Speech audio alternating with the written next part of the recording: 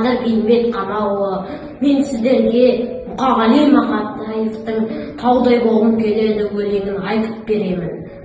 Өлмесін деп берген ғой тауды маған, мен көрсінсем көңіліп тау жылаған. Көңілімде бір құйын көтерілсе, тауларында тұрады қарлы боран. Ала сартып асу өткелдерін, астын әкеп төсейді көк белдерін. Алып қып кесіп өсіпсің ғой, тұманың керемет ең неткенмен. Сербелетіп тауымның аясында, өсіппін ғой сыршаның саясында.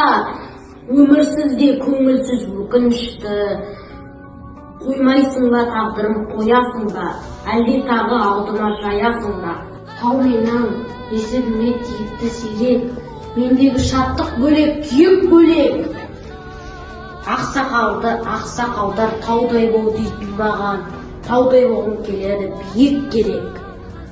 Мақатаев 1931 жылы дүниеге келген ақын, аудармашы.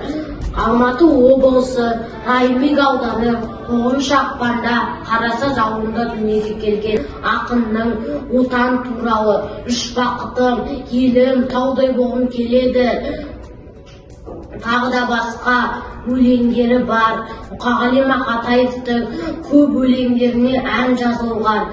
Мысалы, сәби болғым келеді, сары жайы.